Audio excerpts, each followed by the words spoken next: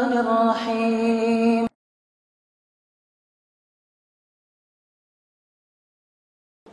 Katanya Salafi Wahabi mudah mengkafirkan orang, ya, mensyirik-syirikan, membid'ahkan kelompok lain dan memecah belah. Akhirnya azani Allah wa yakum, tuduhan ini sudah muncul di waktu Syekh Muhammad bin Abdul Wahab masih hidup, bahwa beliau itu mudah mengkafirkan fulan dan fulan. Bahkan beliau Syekh Muhammad bin Abdul Wahab dituduh mengkafirkan orang yang tidak mau hijrah kepadanya. Padahal subhanallah ya fatlah Islam azan ya Allah wa yakum, ya. Dalam risalah beliau Syekh Muhammad bin Abdul Wahab, ya, menulis sebuah risalah membantah tuduhan terhadap dirinya. Saya akan bacakan dan dengarkan baik-baik, ya, perkataan beliau, yaitu perkataan Syekh Muhammad bin Abdul Wahab. Kata beliau begini, faminha qawlu inni mubtilun kutubal madhahibil arba'ah wa inni aqulu innan nas min sitti mi'ah sana laysu ala syai' wa inni adda'il ijtihad wa inni kharijun 'anit taqlid wa inni aqulu inna ikhtilafal ulama niqmah wa inni ukaffiru man yatawassal bis salihin wa inni ukaffiru al-busiri li qawli ya akramal khalqi wa inni aqulu law aqdir ala hadmi qubbati rasulullah lahadamtuha walau aqdir al ka'bah la akhadtu mizabaha wa ja'altu lahu mizaban min khashabin wa inni yuharrim ziyarata qabri nabi sallallahu alaihi wasallam wa inni unkiru ziyarata qabri al-walidain wa ghairihima wa inni ukaffir man halafa bi ghairillah wa inni ukaffir ibn al-farid wa ibn arabi wa inni uharrik dalail al-khairat wa rawda riyahin wa usammihi rawda syayatin. Jawabi an hadhil masail an aqul subhanaka hadza buhtanun 'adzim. Kata Syekh Muhammad bin Abdul Wahab, di antara tuduhan itu adalah perkataan dia, ya, yang mengatakan bahwa aku membatalkan kitab-kitab mazhab yang 4, bahwa aku mengatakan bahwa manusia semenjak 600 tahun yang lalu tidak di atas sesuatu, dan bahwa aku mengklaim ijtihad, dan bahwa aku ini sudah keluar dari taklid, bahwa aku mengatakan bahwa perselisihan ulama itu adab, dan aku mengkafirkan orang yang bertawassul dengan orang-orang yang saleh, dan bahwasanya aku mengkafirkan al-Busiri karena perkataan dia la ya akramal khalqi, dan bahwasanya kalau aku mampu untuk menghancurkan kubah Rasulullah SAW aku akan hancurkan, dan bahwa kalau aku menguasai Ka'bah aku akan ambil mizabnya dan aku jadikan sebagai mizab dari kayu, dan bahwasanya aku mengharamkan ziarah kubur Nabi SAW, dan bahwasanya aku mengingkari ziarah kuburan orang tua dan yang lainnya, dan bahwa aku mengkafirkan orang yang bersumpah dengan nama selain Allah, dan bahwa aku mengkafirkan Ibnu Farid dan Ibnu Arabi, dan bahwa aku membakar kitab Dalail Khairat dan Riyadhur Rayahin, dan saya namai katanya Raudhus Syayatin. Saya jawab semua tuduhan ini dengan perkataan saya, subhanaka hadza buhtanun 'adzim. Maha suci Allah, ini adalah tuduhan yang nyata. Ini pernyataan dari siapa? Syekh Muhammad bin Abdul Wahab ketika beliau dituduh mengkafirkan orang-orang tertentu.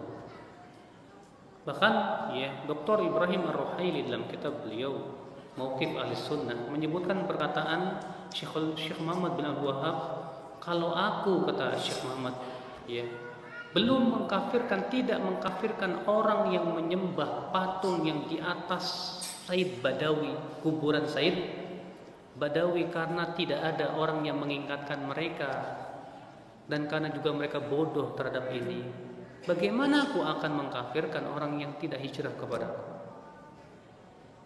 Ya akhi a'azzani Allah, ya, harus antum pahami, madhab ahlus sunnah salafiyin adalah madhab yang diyakini oleh para sahabat, para tabi'in, para tabi'ut tabi'in, dan imam yang 4 dan imam-imam setelahnya, yaitu bahwasanya masalah kafir mengkafirkan itu bukan masalah kecil, itu masalah berat. Makanya Al-Qurtubi berkata apa? Babut takfir, babun khatir. Bab kafir mengkafirkan itu bab yang berbahaya. Aqdam alaihil katsir, banyak orang yang berani mengkafirkan, fasaqatu, mereka pun jatuh kepada kesalahan. Wa amsaka minhul fuhul, dan banyak para ulama yang berhati-hati, mereka pun fasalimu, selamat. Ya, subhanallah ya akhi, ya azani Allah wa iyyakum. Makanya kalau mungkin ada orang berkata, lo buktinya dalam beberapa kitab Syekh Muhammad bin Abdul Wahab, ya beliau mengkafirkan orang-orang yang berbuat musyrik. Kita katakan itu hukum secara umum. Adapun itu hukum secara individu jangan dihukumi, disamakan dengan hukum secara umum. Makanya para ulama mengatakan bedakan antara takfir am dengan takfir apa? Muayyan. Mengkafirkan secara umum yang itu merupakan mengkafirkan perbuatan dengan mengkafirkan apa? Ya, dibedakan dengan mengkafirkan secara individu. Sebuah contoh misalnya, Imam Ahmad berkata, siapa yang mengatakan Al-Quran makhluk maka dia kafir. Tapi apakah Imam Ahmad mengkafirkan Khalifah Ma'mun? Padahal Khalifah Ma'mun jelas-jelas mengatakan Al-Quran itu makhluk, bahkan membunuhi dan menyiksai para ulama supaya mereka mengucapkan Al-Quran makhluk. Tidak, belum. Kenapa kata Imam Ahmad? Karena masih ada penghalangnya. Apa itu? Adanya syubhat yang ada di pikirannya. Ini manhaj yang qawim. Ya, bahwa beda antara hukum secara umum dengan hukum secara apa? Individu. Jangan Anda samakan antara ini dan itu. Disinilah letak ketidakpahaman orang yang menuduh beliau katanya mudah mengucap kafir. Ya, memang di Indonesia ini Pak, ada sebagian jamaah yang selalu bawa perkataan Syekh Muhammad bin Abdul Wahab, Syekhul Islam Taimiyah untuk kemudian mudah mengkafirkan pemerintah. Ada, betul. Ya, orang-orang yang suka ngebom itu juga begitu pemikirannya. Ya, mudah mengkafirkan, katanya pemimpin kita tidak berhukum dengan hukum Allah, kafir, murtad dari agama Islam. Akhirnya mengkafirkan semuanya, bahkan mengkafirkan pegawai negeri sekalipun juga dikafirkan sama dia. Ya, subhanallah, ini jelas pendapat yang batil, Mas. Ya, kita ini dituduh dari dua arah. Dari pelaku yang suka mengkafirkan kita dituduh murjiah, ya enggak? Itu ya orang salafi enggak mau mengkafirkan pemerintah yang tidak berhukum hukum Allah, murjiah itu. Udah gitu dari orang tasawuf nuduh kita khawarij.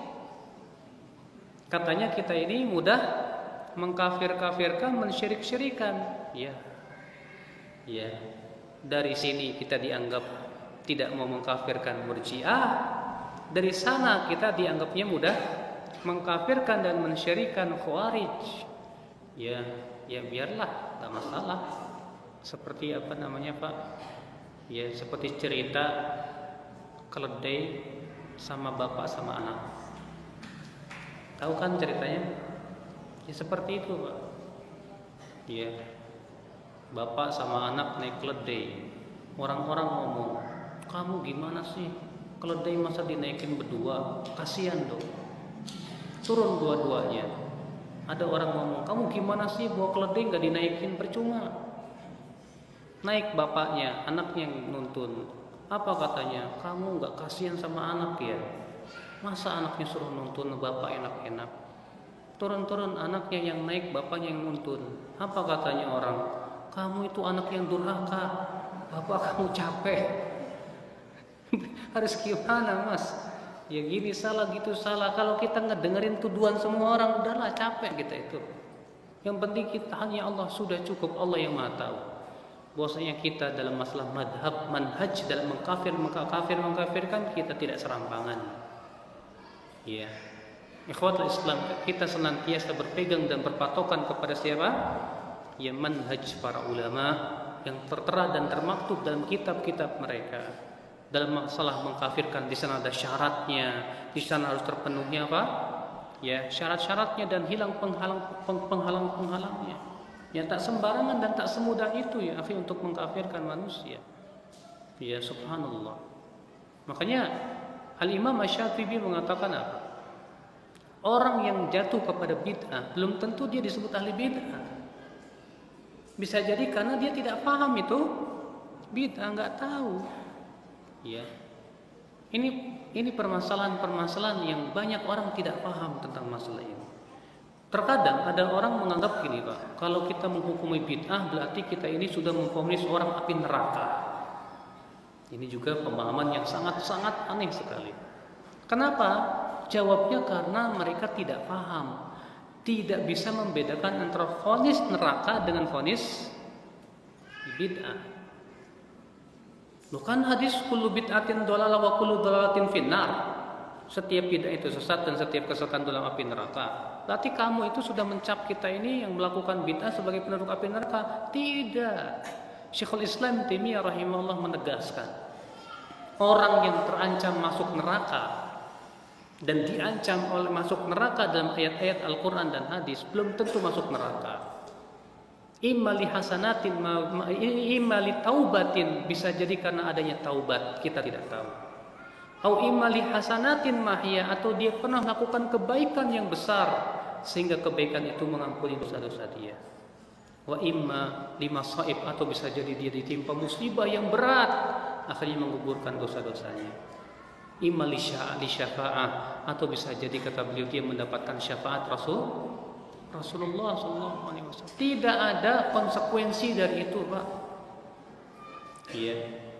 Ini ikhwatul Islam azani Allah wa iyyakum. Iya.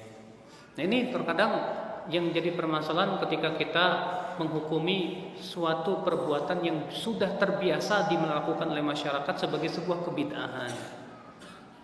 Iya. Akhirnya ribut. Seperti bid'ah Maulid Nabi, seperti Isra Mi'raj, tahlilan, yang memang masyarakat betul memang tidak lepas dari itu. Akhirnya apa? Itu yang kemudian dianggap diributkan gara-gara ya kita mungkin di radio atau sebagian asatidzah ya membahasnya di masjid dan yang lainnya. Nah, kita dianggap sesat dan menyesatkan gara-gara itu. Padahal tidak ada konsekuensi. Pertama, bahwa ketika kita mengatakan itu bid'ah, bahwa pelakunya langsung kita cap sebagai apa? Ahli bid'ah, belum tentu. Belum tentu, Mas. Iya. Karena ikhwatul Islam azani Allah, Syekhul Islam Taimiyah mengatakan bahwa seseorang itu dicap sebagai ahli bid'ah itu kalau dia melakukan sebuah bid'ah yang telah disepakati oleh para ulama akan kebid'ahannya. Kalau semua ulama bersepakat bahwa itu bid'ah, baru kita cap sebagai ahli bid'ah, dan sudah mutawatir dari kalangan para ulama itu bid'ah. Wah, adapun kalau itu memang ternyata masih misalnya simpang siur atau diperselisihkan, maka kewajiban kita adalah memilih mana yang paling kuat pendapatnya. Memilih yang paling kuat pendapatnya.